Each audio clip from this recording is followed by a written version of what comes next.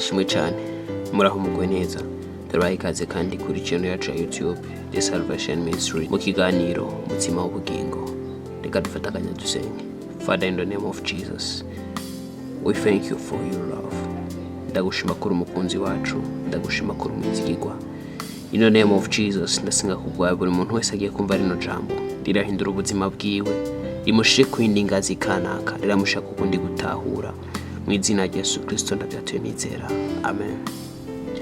Tusome ijambo ry'Imana, ubutumwa bwiza uko bwanditswe na Yohana igice cya 12 havuga ngo amakire bose babasha gucika abana b'Imana nibo bizeye izina ryiwe.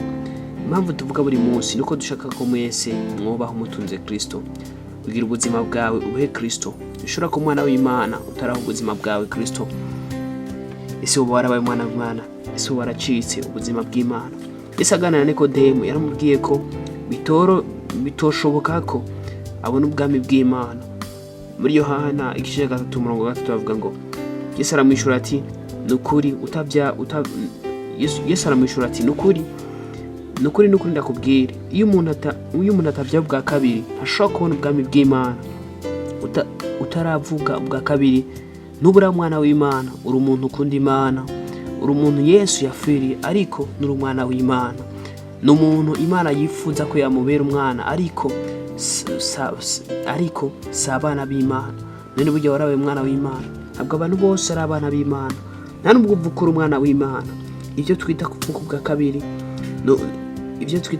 kabiri ntabwo ari gusubira mu nda, igikorwa cy'impemu ukavuka mu buryo bw'impemu. No kuvuga iyo umaze kwicara imigishasha uratandukanye n'ubuzima bw'abantu, buvuye mu bwami bw'umwijima ugiye mu bwami bw'umuco. Birashoboka ukaba ubanye neza n'abantu bose, ariko utarabicara imigishasha ntacyo bivuze. Utari umwana w'Imana ku by'ukuri, igihe wofa utarakire Kristo biba biheze, ushobora kuja mu ijuru. Ni gute ushobora gubicara imigishasha? Ni igihe honyene wizeye ko hari igikorwa Yesu Kristo yaje gukora. Ubwo bisanzwe Bibiliya ivuga yuko yadukiye mu bwami bw'umwijima ituzana mu bwami bw'umuco. Bisigura ngo abatarakira umwami Yesu bari mu bwami bw'umwijima. Ariko atari uko Imana itabakunda, Imana irabakunda, ishaka ko bose bacika abana b'Imana. So mu gihe utaragera ku rugenzo ngo uve mu bwami bw'umwijima winjiye mu bwami bw'umuco, nibyo ukunda. Niburi nivyo hari ubuzima Imana ishaka kutubaho. Musanzwe Imana hari ubuzima ishaka kutubaho, ishaka ko tubaho ubuzima bw'ubwiza, tubaho tuganje, tubaho ubuzima Imana ishaka kutubaho nyene. Ivyo nishobora gukunda kububaho ubwo buzima utarabicara imigishasha. Ego nivyo wobaho ubuzima, nivyo ukabona ufise amafaranga, ufise ibiki n'ibiki, mugabo utarakira ubuzima bw'Imana, utaracitse cyane imigishasha, utaramatanye, utarandikishije izina rya mu gitabo c'ubugingo, utarabicara imigishasha. Ni gute uba icara imigishasha? Icara imigishasha Abaroma igice cy'inda ku murongo w'8 havuga ngo niko kuvuga ko abana b'umubiri atari bo bana b'Imana, ariko bana bisezerano nibo baharurwa nk'urubyaro. Bantu b'Imana turamaze gutahura ko nta kintu coba atakintu ukoze, nta coba atakintu ukoze. Nibyo kubicara imigishasha hari ikiguzi utanga nicyo kwizeresha umutima, hama ukadushaka kiza. Mu by'ukuri Imana hari ubuzima yashaka kutubaho, hari ubuzima yatubonamwo. So uku kuntu ushobora guhura na challenge kanaka si iby'iwawe, ntibyari iby'iwawe, mugabo ukava mu bwami kanaka ugasimira mu bundi bwami kanaka. Igihe uvuye mu bwami kanaka ugasimira mu bwami kanaka, uratandukanye n'ibiboneka, ucitse ubuzima bw'Imana. Ngobaza ati none inyungu ihari yo gushika imigishasha ni iki?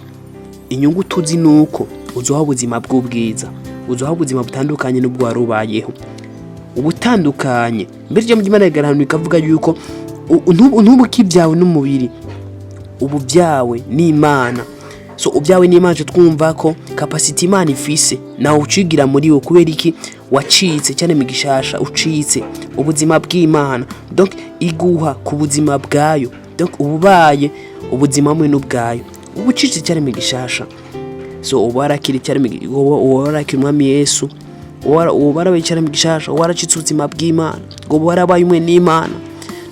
Nishobora kuzuja mu gihe utarabaye umwe n'Imana. Nishobora kuba ubuzima butandukanye n'ubw'abandi utarakira umwami Yesu. Nishobora kuba ubuzima butandukanye n'ubw'abandi utarakitse cyane imigishasha. Nishobora kuba ubuzima butandukanye n'ubw'abandi ukigendana nabo, oya ukiri mu isi nkabo ntushaka kuza ubuzima bw'ubwiza mu ishure nibyo kunda ko utera imbere udafise ubwenge muri wowe. Bizajya byo bivuga yuko ubucitse umwe nawe so umaze gucika umwe n'Imana, twizera ko ku ishure nibyo kunda konanirwa. Umaze kwicara imigishasha no kuvuga ugize uzobaho kushaka. Umaze kwicara imigishasha, inyungu zo kwicara imigishasha ni byinshi cyane.